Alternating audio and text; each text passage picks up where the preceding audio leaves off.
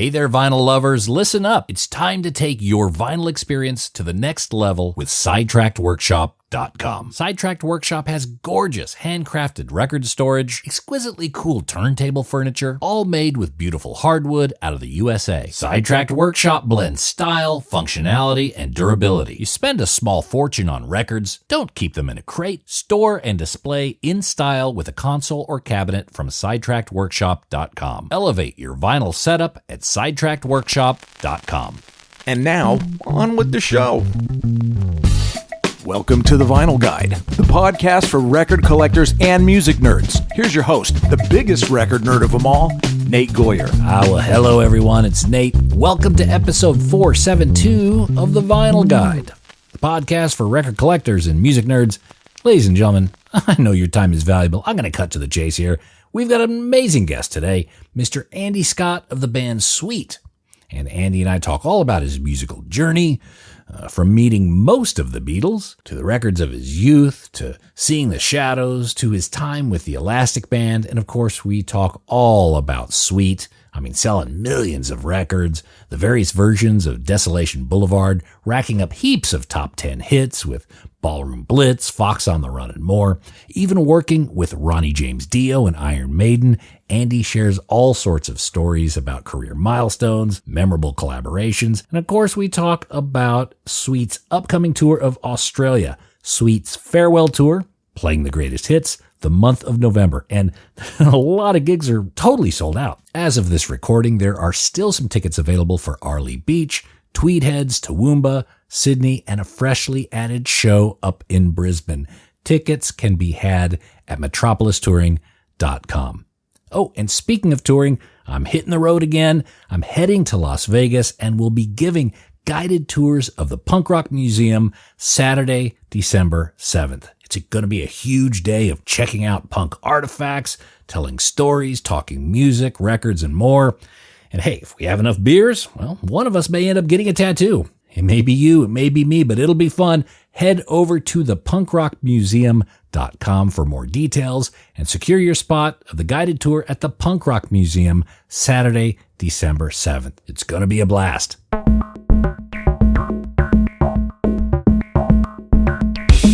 All right. Well, I told you I was going to be quick today. Let's get into our conversation with Mr. Andy Scott of Sweet. How you doing, Andy? Well, I don't know. You've got more gold discs on your wall than I have. Oh, well, yeah. I didn't play on these. I was a fly on the wall to working as an engineer, and then I'm not the creative type.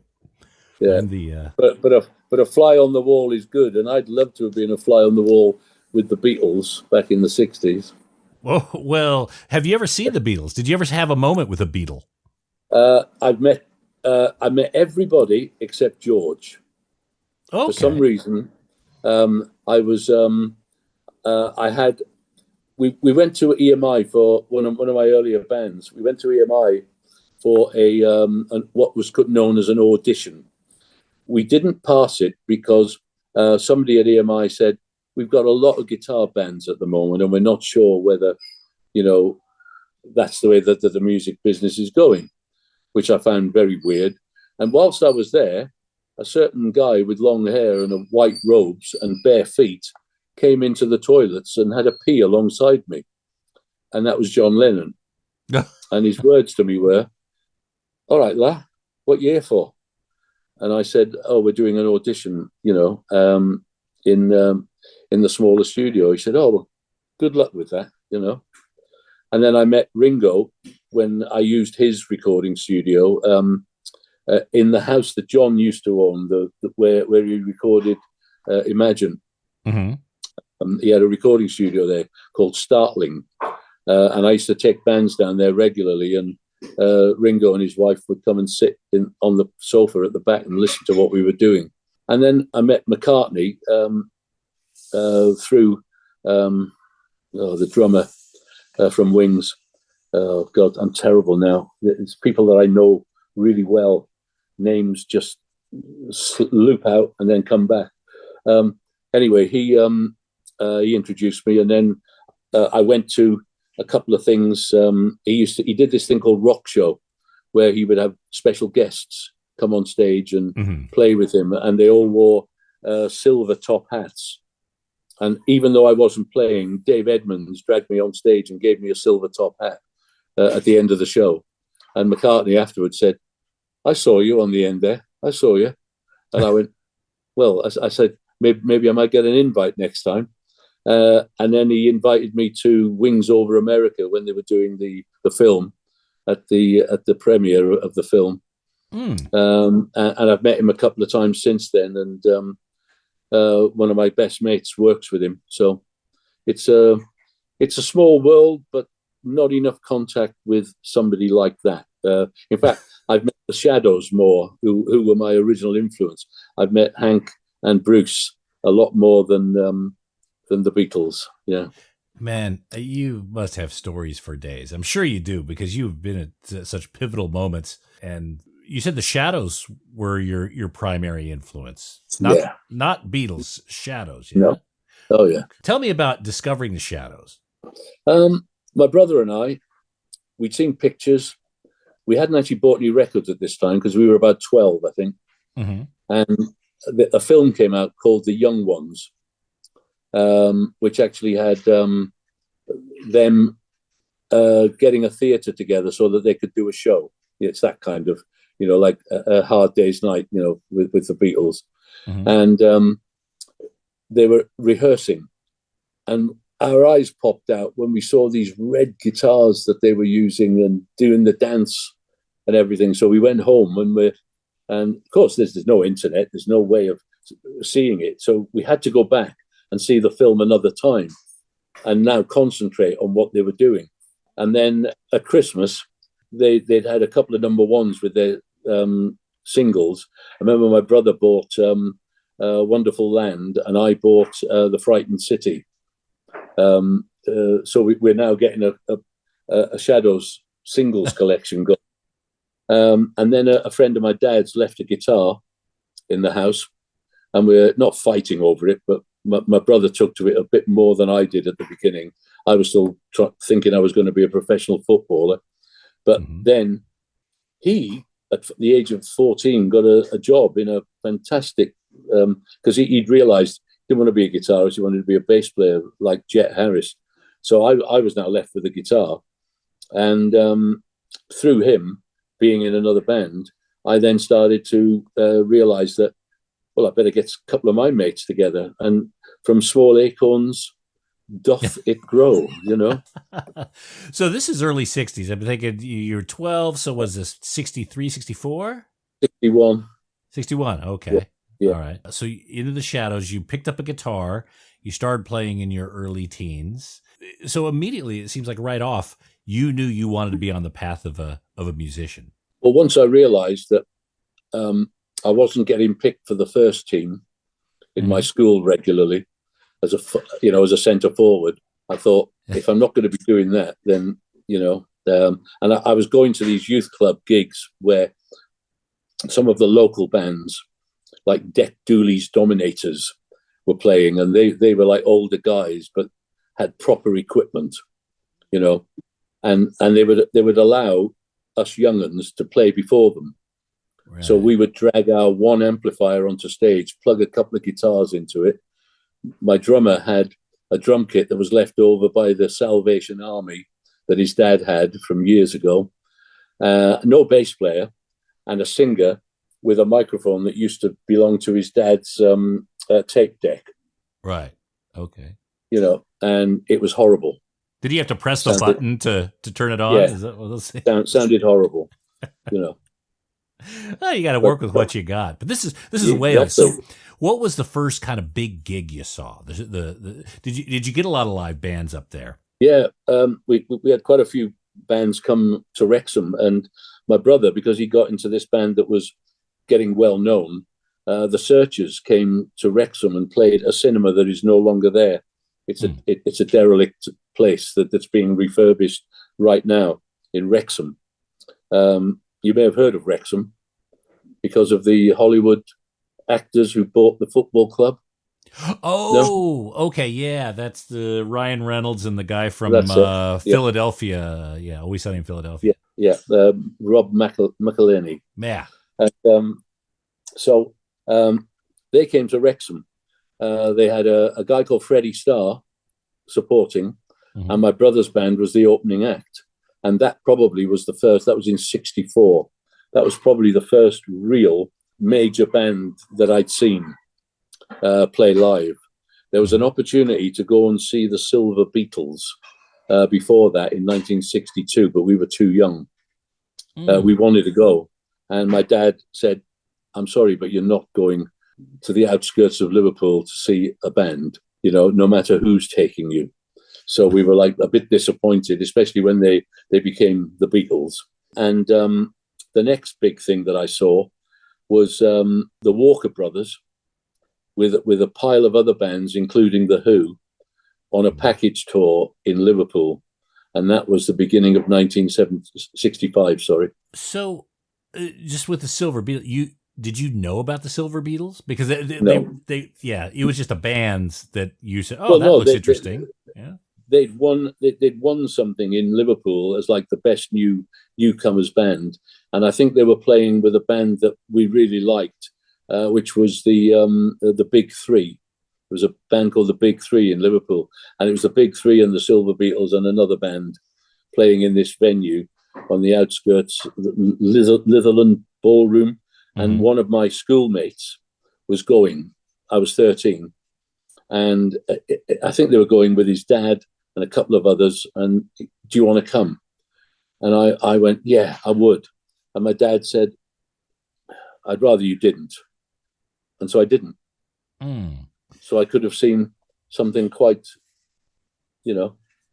quite outrageous. I mean, I did say to him, well, why don't you drive with us and you come with us?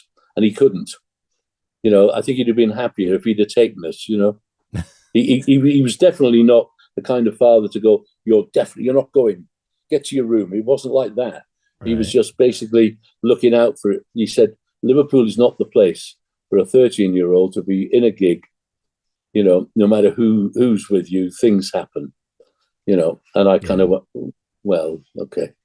Yeah. It was the Big Three I wanted to see anyway at that time. Were your parents supportive of your musical interests? Yeah. Very. They were quite musical themselves. Their record collection was quite eclectic. There was a fair bit of Jim Reeves and a couple of early Elvis things. And my mother loved what I would call pop opera. One of her favorites was Mario Lanza. And my dad loved Jim Reeves, and they used to sing to each other, put your sweet lips a little closer to the phone. They used to sing to each other, at parties and things. It was lovely, brilliant. Yeah. So that's nice. So they supported you in terms of your musical interests, probably gave you a little bit of dollars here and there or pounds to go buy some records. Well, if he couldn't take us to the gig by the time we were in 65, when we were playing fairly regularly in one of the bands, he said, here's the bus fare to at least get you to the pickup point, Don't get dropped off because, at that time of night, I was not going to be just dropped off in the centre of Wrexham and expected to walk home. So when did you leave Wrexham? Because obviously that's probably not the ideal town to be if you're going to have a career in music. There's a thing in Wales called hiraeth where it never leaves you. You've always got that thing in here, the Welsh hiraeth. And my brother and I realised that we had to move to London, really. We'd lived in Liverpool because we were playing with Paul McCartney's brother, Mike, in the Scaffold for a while. And when that came to an end, we moved to London. He got himself a job in a band, and I was dragged along as the second guitar player, because the guy who was the guitarist was the singer. And he said I could do with another guitar player. And he said, enter my brother. Here he is. So we were in a band for a few months in London, and that split. And we were left in this bedsit where, not doing enough.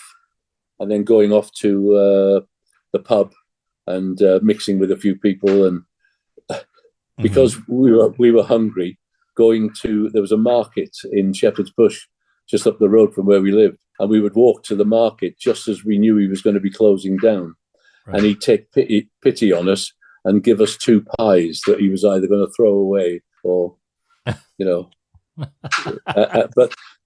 But without that, you know, how can you explain to somebody that, it's all been worth it? You know, it's very difficult to tell people that you were willing to get in the back of a van and possibly sleep in it. You know, you try telling bands today, the first thing they're talking about is, have I got in-ears or is it monitoring tonight? You know, monitors? What are you talking about, you know? Yeah, I mean, they barely had PAs back when you were starting out, I think. Yeah. Have I got a spare string, you know? So your brother and you were in a band, I think earlier. Your brother Mike, right? Yeah. You formed the Elastic Band. Was that? Yeah. Okay. Yeah. Tell me about that, the formation of that. We'd been in a band called the Silverstones, which had 2 sax players. We knew that these people were, the 2 sax guys were a bit older, and me and the singer and the drummer at that time were looking to maybe try something different. Because we'd won this, it's almost like Britain's Got Talent or, you know, Australia's Got Talent, that kind of a show. We'd won one of those shows. It was called Opportunity Knocks. And we won it 5 times. Mm-hmm. We were signed up by a big agency in Manchester. They were starting to give us some really good gigs. And then this one gig popped up at the beginning of 1967 where we supported Jimi Hendrix in Manchester. And he just released the single, Hey Joe. And I'm stood on the side of the stage. I could have almost tuned his guitar for him. And I looked at my singer and the drummer. We were all stood on the side of the stage, and I went, I think that this is where we need to be going, because banging out, we were quite a heavy soul band, you know, with a little bit more stacks than Tamla Motown, you know, and we had a big meeting. We went back and we spoke to the mother and father, who were the managers of the band, of the singer, and said, we need to change things here. And they saw it completely, because we were going to gigs in like 3 cars, because, you know, 2 estate cars and another car, because there were so many of us. And she saw it as a logistics thing. We saw it as a musical thing. So we had a big meeting, and the 2 sax players weren't very happy, but they did own up and say, well, we're never going to turn professional. And me and the singer and the drummer were a lot younger than them. And it was a matter of how can we do this? So we basically said, well, we'll continue until that point, and then we'll move on. Well, when we got to that point, they definitely left, and so did the keyboard player. Luckily, the singer could play Hammond organ and flute, and we got my brother in as the bass player. Mm-hmm. And we started to rehearse, and we carried on fulfilling gigs as the Silverstones, but we're now the Elastic Band, playing much more progressive, but still bringing in a couple of the old soul songs that we could still play as a 4-piece. And then we got a gig in the Bahamas. We flew into Miami and went out to the Bahamas. This proved to be a genius move, because we were in a club for 2 months playing 3 sets a night, almost like stepping backwards. But we wrote, and we had a place where we could record some demos, and playing. We learned so much new material, and the look of the band. We came back looking like the Grateful Dead, I suppose, by comparison. You know, with beards and longer hair and hippie pants. And so you're probably very unkept, but the musical experience you had must have been phenomenal from that. Yeah. Well, the first thing that happened when we got back was the mum and dad, who were the managers, basically told us all to go and get a decent, keep the long hair, but have it cut a little bit. and let's start dressing with a little bit more aplomb. So we started to wear like fringe jackets and things that were a little bit more accessible. a trip down to London to Carnaby Street, got us the right shirts and things like that. And all of a sudden, we're kind of on our way. And we started to do BBC TV late night shows. And yeah, it was great. It's such a shame that the singer, we did some gigs with the Love Affair, and you could see things weren't right there. And Steve Ellis was not happy. And he left, and they poached our lead singer, and he went. Oh. I was amazed. I went, what's he doing? What's he doing joining a band that's probably never going to have another hit? And they didn't. And what that did was that pushed my brother and I into the Scaffold, because we met their somehow we met their musical director, the keyboard player, who said, we're looking for exactly what you are, guitar, bass and drums. And Mike had seen us on one of these late night TV shows, and he said, that's ideal, because he said, I want to start recording some stuff on his own. So we went into the studio with him and recorded some quite progressive, harder sounding tracks with him as the singer. And as I say, he did say, this is not going to be forever, but he said, and I really enjoyed that experience because it taught us so much about stagecraft and stuff like that. Right. That's the Scaffold. So Mike McCartney, this is Paul's brother, right? Okay. Yeah. Do those recordings exist somewhere? Yeah. I'm trying to remember whether I've actually got them anywhere. I remember going through this a while back.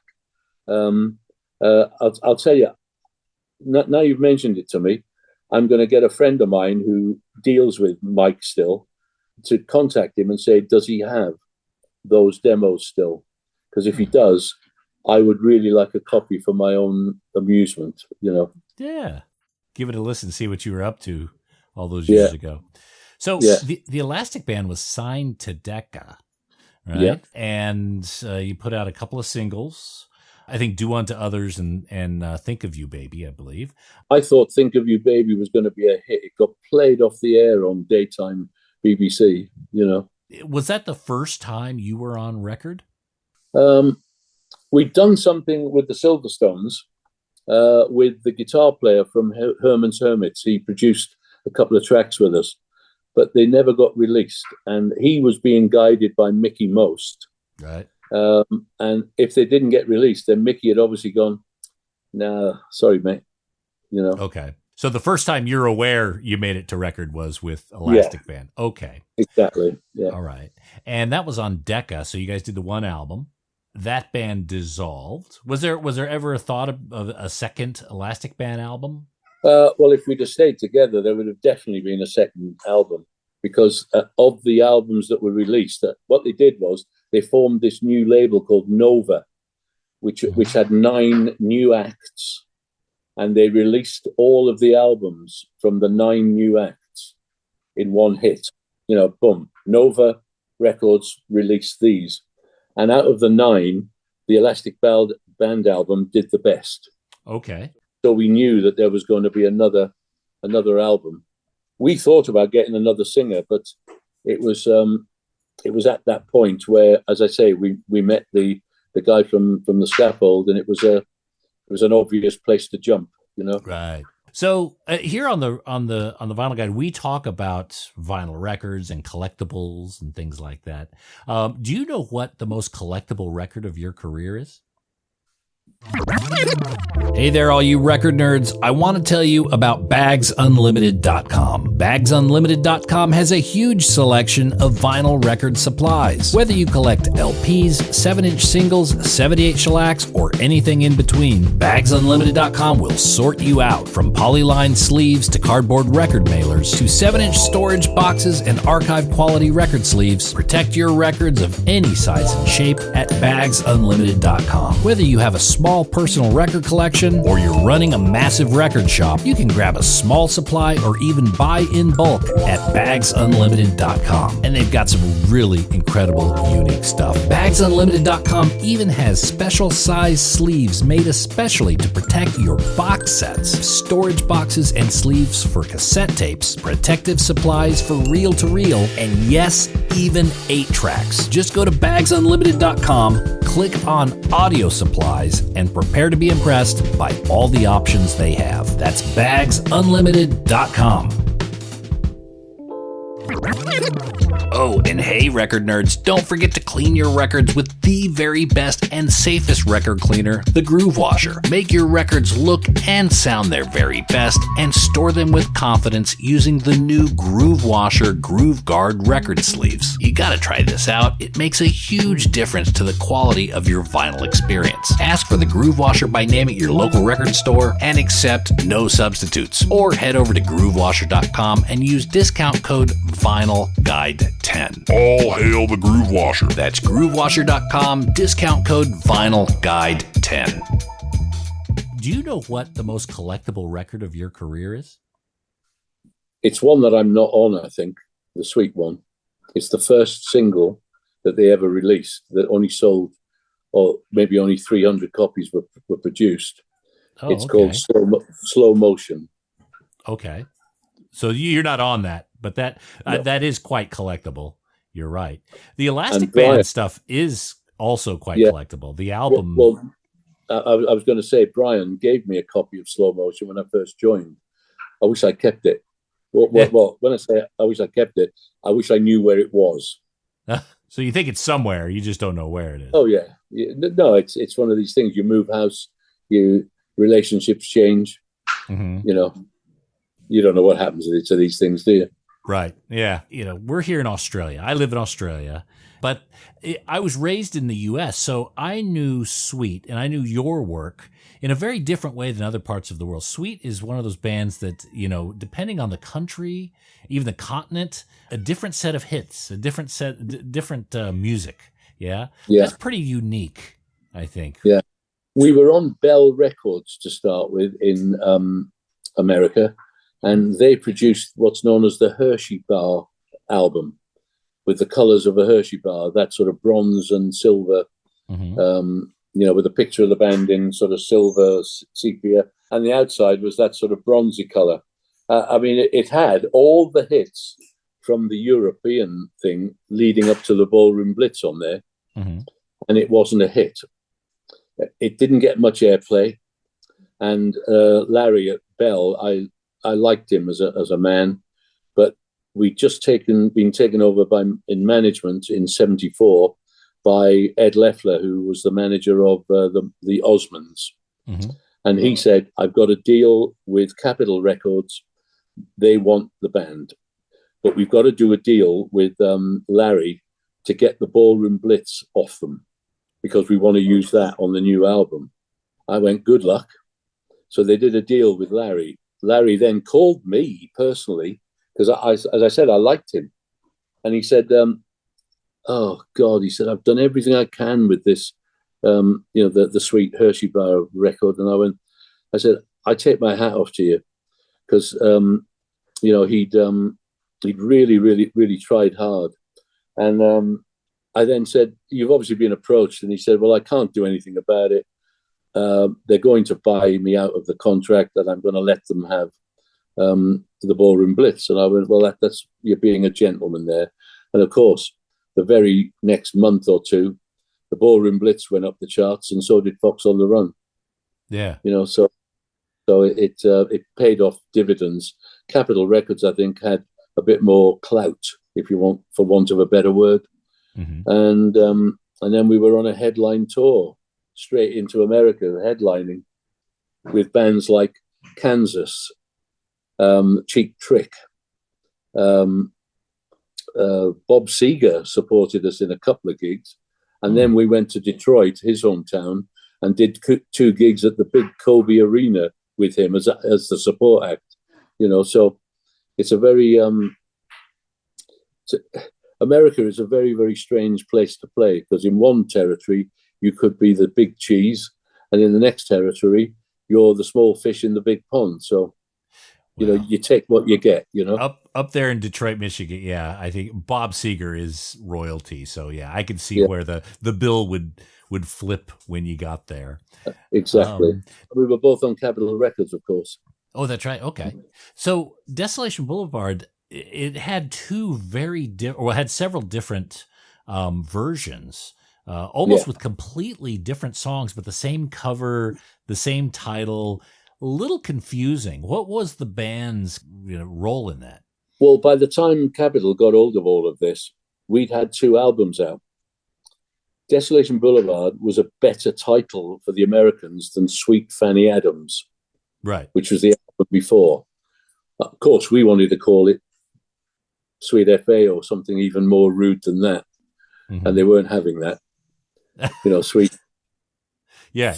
Or we could so we could actually say that on the show. So sweet fuck all. Yeah, sweet fuck all it means nothing to those of you who don't know. So in England, putting out that album, Sweet Fanny Adams, it was essentially a slang for fuck all. Was there any kickback on that from the label? No. It was well received, and the majority of the tracks, like Set Me Free and Sweet FA and Restless and No You Don't, these were all from Sweet Fanny Adams, right? And AC/DC. There were a couple of tracks from like the 16s, and what was the other track that was picked? Solid Gold Brass from the European Desolation Boulevard. So they had like 10, 20, 22 tracks maybe to pick from, and they picked the tracks that they wanted. And we ended up with this monster of an album, which was the best of 2 albums, no fillers, all killers. You try following that. Not easy.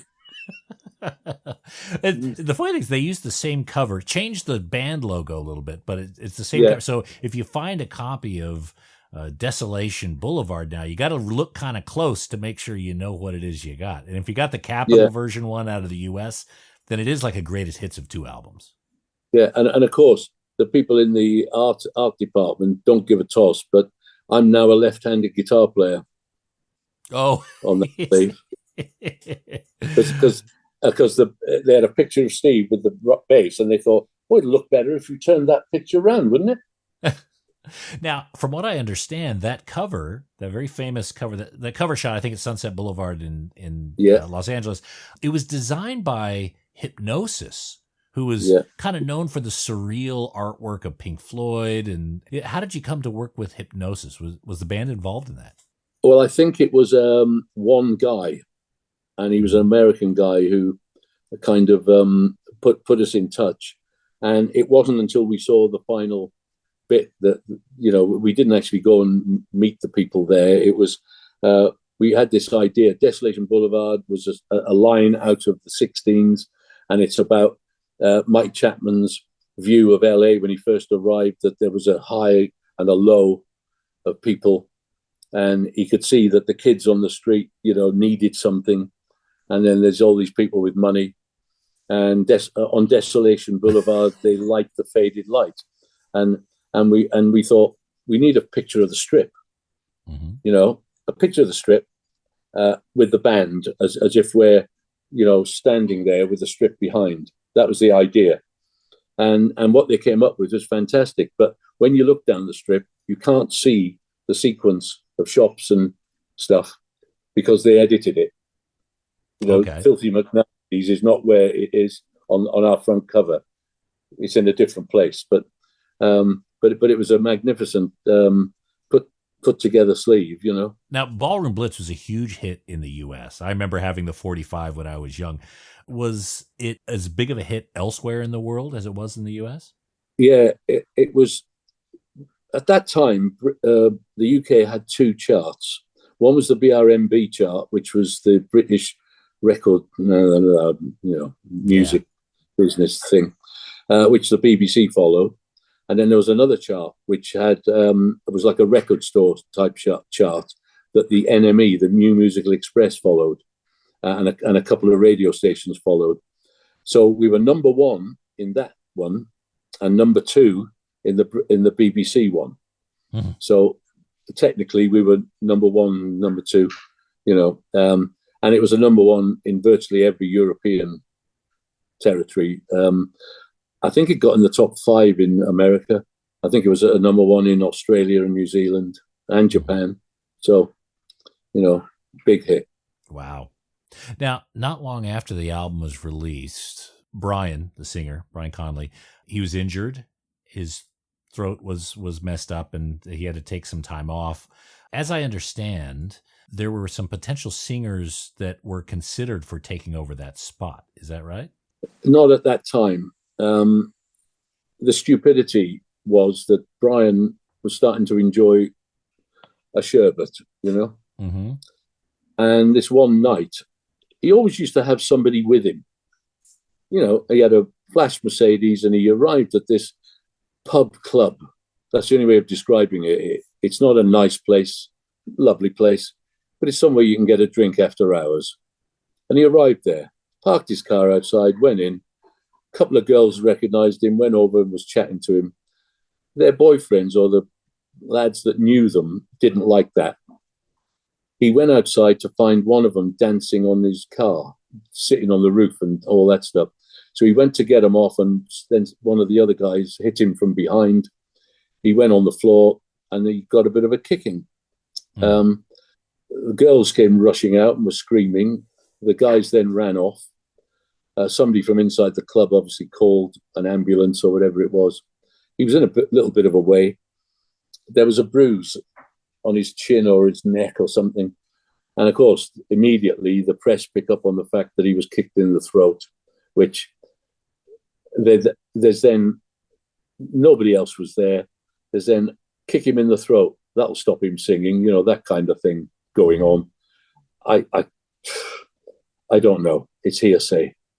But I'm very, we were due to do a gig, and I mean a really big gig with The Who at a football stadium in London, and we couldn't do it because of his injury. Now, he might well have recovered, but he might not have.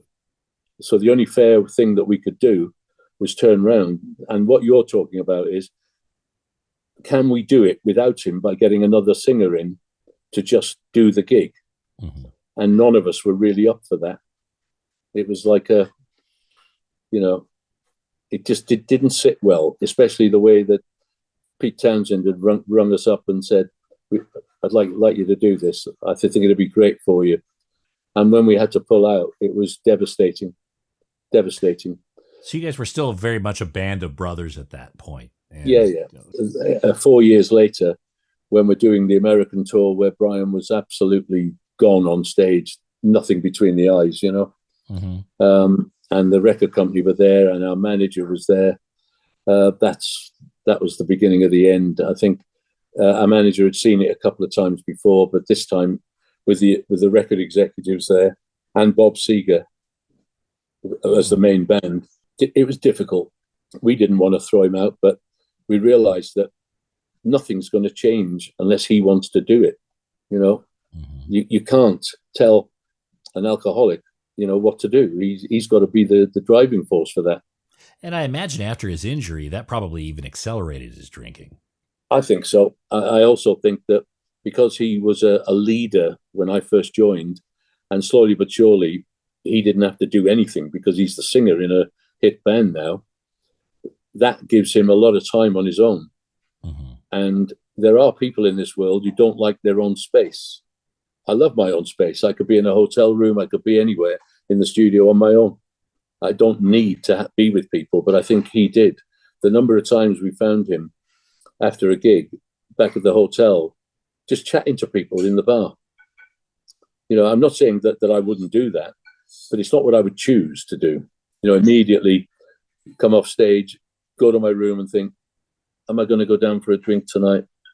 Yeah, well, I wouldn't immediately hit into where you're probably guaranteed that those are fans over there.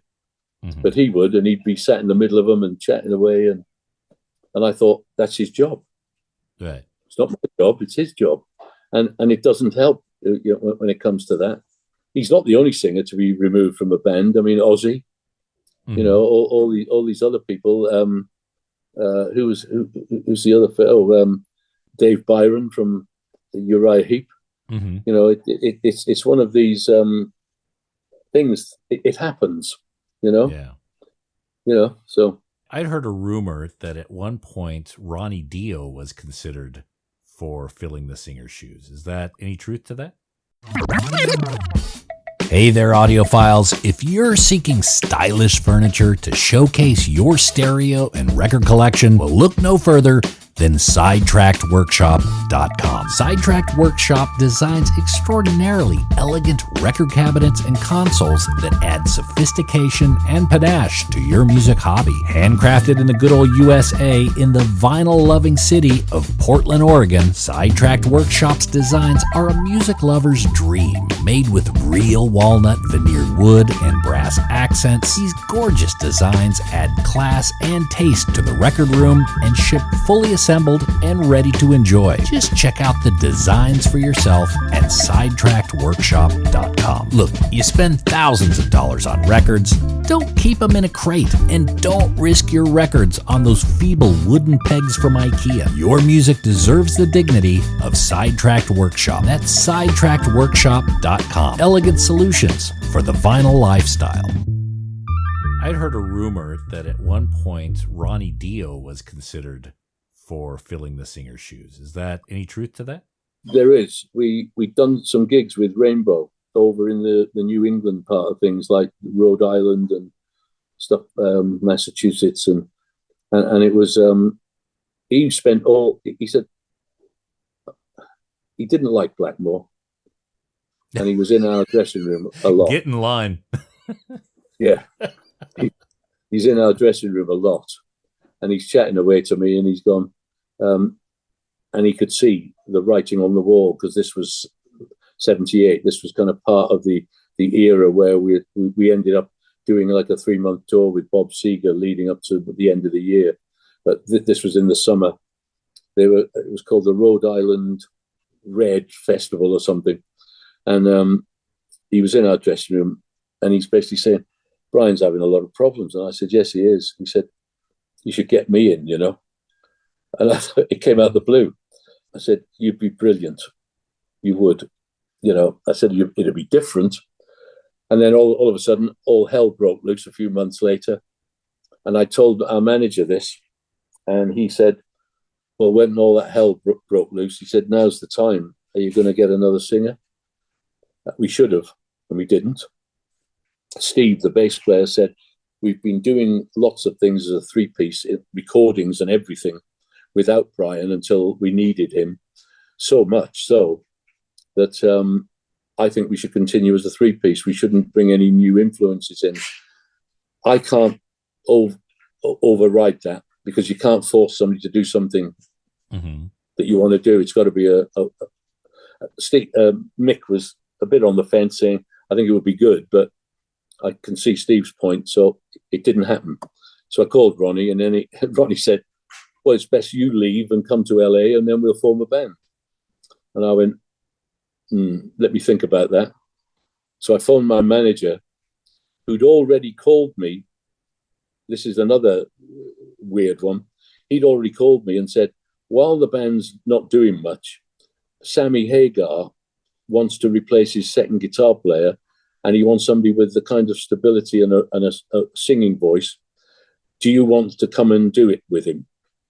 And I said, I'd love to, but I can't, can I? I'm in the suite. So already he'd been prepared for that. And then I ran it past him again, saying, should I leave to go and join Ronnie? I said, I don't think I should. He said, if you go and do that, the suite will disintegrate. There's no guidance then. So I stayed. I don't regret it, because you can't have regrets. Exactly. Every step, every decision you've made has brought you to this moment. And yeah. No, I also keep telling my wonderful wife, who's making some lunch over there, that I'd never have met her if I hadn't taken the course that I did. Yeah. She said, that's lovely. Absolutely. She said, it's only because you're hungry. Yeah.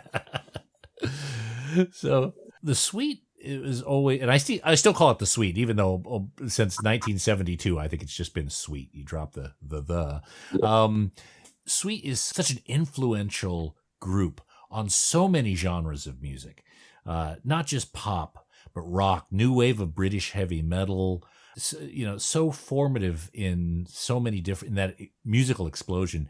Did you have much exposure to punk when it was starting to form? What are your memories of the early punk scene in the UK? Well, Mick and I used to love it, and we went to see the Who played a gig in Brixton where they'd refurbished the Academy, and the Who were the first band to play there. And we got in this line to get in the VIP area, and who's in front of us but a couple of the Damned, Rat Scabies, and I think Captain Sensible and Rat has gone, oh, it's the suite, only I think he probably said it's the effing suite. And he came and chatted to us, and we were chatting away. And then Mick had a leather jacket on, and it's quite warm, so he took his jacket off, and he had this silk shirt on with kind of cowboy designs on it that was quite a very big sort of fashion item. And Rat looked at him and he went, oh, it's Roy Rogers, the cowboy. And Mick's laughing his head off. And then Mick said, how did it go with the Ballroom Blitz? Because they released the Ballroom Blitz as a cover. And he went, oh, yeah, it was great. He said, you didn't play it right, Rat. And Rat went, oh, I play it like that. And it was not very. And Mick went, no, it has to be, it has to be like that. He said, yeah, I know. He said, but that's the way I played it. Right. And I thought to myself, this is great, being with people like this. I used to hang out in Camden because I lived just across the park from there. And I used to walk in and go to places like Dingwalls and the pubs because I was producing other bands at that time. And I bumped into like people who were eventually in the Pistols and things like that. And it was a kind of great era, you could see. I've got a wonderful story about Mick and I walking into who's a designer that Adrian Westwood. Vivian Westwood. Vivian Westwood. Yeah. Her shop with Malcolm McLaren in the King's Road in London. It was called Sex. Right. Yeah. Mick and I wandered in there one day, just looking for different clothes and looking at some zipped jeans and things like that, and thinking, and there were things with, what I thought were basically roller trousers. They had a little bit of tartan on them and hanging off them and stuff like that. But it was all a little bit odd. And they were up on, because it had like a few steps up to a back area where there was like a desk, and they were stood at the back and they were giggling. And I now realize they were giggling at me and Mick, two old glam rock people wandering into their shop, wandering about. And Mick was going to say something. And I said, no, leave it. It's fine. They're not laughing at us. And then the two of them went, good luck. All right. And I can't remember exactly what Mick said, but he gave them a bit of a mouthful, and they just carried on laughing. And so our experience was that we were laughed at by two of the most influential people in the punk movement, before it had even really got going. Even then, before we were 30, we were considered old. Of course. Yeah, because you need to make way for the youth. So no, I totally get that. I remember thinking when I was like, when I first joined Sweet at 20, and there were people, in the charts who were like 30. I remember thinking, I don't want to end up like that. And now I'd kill to end up like that, So with punk happening around the same era as the new wave of British heavy metal, were you going to the shows? Were you seeing Sex Pistols or Joy Division or early Iron Maiden? Were you seeing those? Well, I actually had Iron Maiden in the recording studio just before they released Running Free. They'd done a demo with somebody, and the drums were all over the place. The track went faster, slower, faster, slower. This and is they the came Soundhouse tapes, is it? The Soundhouse tapes? Was that the? I don't know. Okay. And anyway, they came to me and said, I was in the studio with another band, and my agent and their manager came to see me, and they were listening to what I was doing, and they said, "That's the drum sound we want. Can we get that on our tape?" And I said, "Do you have the master?" And he said, "Yes, we do." And I said, "Have you copied it?" He said, "No, we haven't." So I said, "Well, first of all, you need to get it copied, or better still, if we can get it re-recorded." And he said, "The only problem with this is we don't have the lead singer at the moment. He's done something, he strained something in his stomach and he can't sing." Now, I think this was a ploy. I don't think the singer knew they were coming into the studio with me, because after Running Free, they changed their singer. Oh. Ronnie, that they had Paul Diano. So this tape, at the time they were with Paul Day and then went to Paul Diano? No, Paul Day was in the suite for a little while. Paul Mario Day. Right. Okay. In the 80s. But no, this was Paul Diano who'd sung on the demo, and they wanted to keep it as it is and replace the drums, make the drums straight. I said, if you make the drums straight, the bass and guitars will be out of time. Right. I said, if you want a drummer to play and I said, give me the tape and I can remix it and make the drums sound better. We can do it. And then, I think they were just looking to see if they could do something, but the singer wasn't there. And it now makes me suspicious that he didn't know anything about this. Okay. They were keeping their options open. Yeah, and then EMI lost patience and said, it needs releasing now. And they released the demo for Running Free, and it went in the charts. And then the next time I saw them, what they were releasing, and I've forgotten the name of the song, it might be The Number of the Beast or something, had a different singer and a much better production. Right. They went with the guy who was the engineer on Deep Purple Records, Martin Birch. Yeah. Right. And then I thought, if only I'd have realized how big they were going to be, I would have made a little bit more forceful effort of, but EMI probably had it in their head that if we don't strike now, the moment's gone. Right. Okay. Well, you can't live with those regrets, as you know. No, absolutely. No. When it comes to Sweet, do you know where all the tapes are? Like, do the tapes exist? The masters exist? Those sort of things? Are they? Well, I've got the master of Fox on the Run. Okay. And I've got a lot of the masters of the later albums. But I'm afraid the earlier masters, Phil Wainman was the kind of producer that once the single has been mixed and released, he would use that tape again, master tape, to record another band. Oh no! Okay. Well, he was the production company. We had no say in it. But everything that I've produced, masters of 24 track, 16 track, whatever it was, I have. Okay. Whenever there's a Sweet reissue, are you involved in it, or is there? Yeah. But now there are better people. I just let somebody who you've heard a remastering of something, and you say he's going to do it, and you go, great, send me a copy, and each time it sounds better because there's more frequencies that they're twiddling with, and it's just phenomenal now. In the past, it was like a cutting room. Mm-hmm. You have to wind that frequency down to boost that one. It wasn't should we say technological. I love the saying from Neil Young. Why are we allowing somebody to release CDs with less than our ears can hear?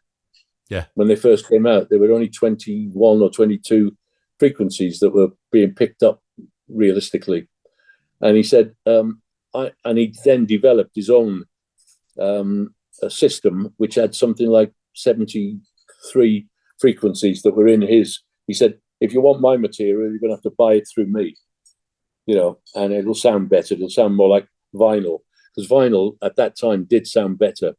Mm-hmm. Now, I think what they've done with digital, they've somehow they've brought some of the warmth back, and you can tweak so much now in the digital domain. I was never a fan, but you have to be a fan because that's the standard now. Yeah.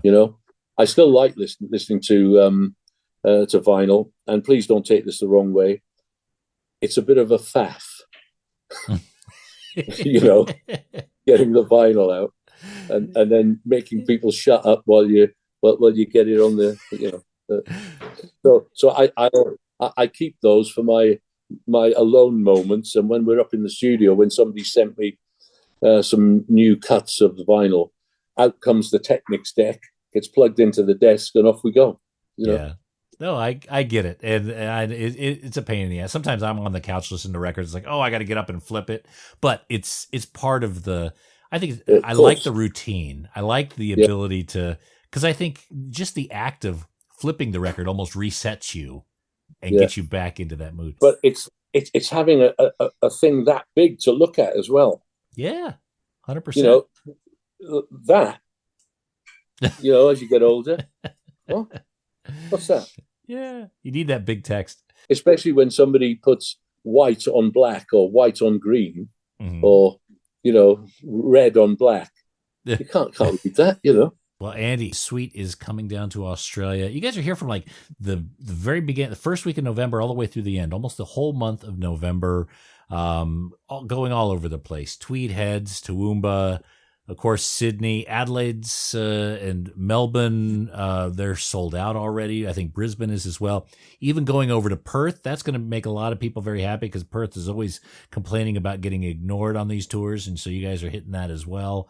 MetropolisTouring.com is where you can look at the dates and the ticket links right there. And of course, you got the new album coming out, so I'll put those links in this episode page. Andy, we've only scratched the surface in terms of the Sweet and your fascinating life. So I'd love to have another session another time. I'll let you get a meal right now, and then we will see you when you come down under, mate. Cheers, man. That's been great.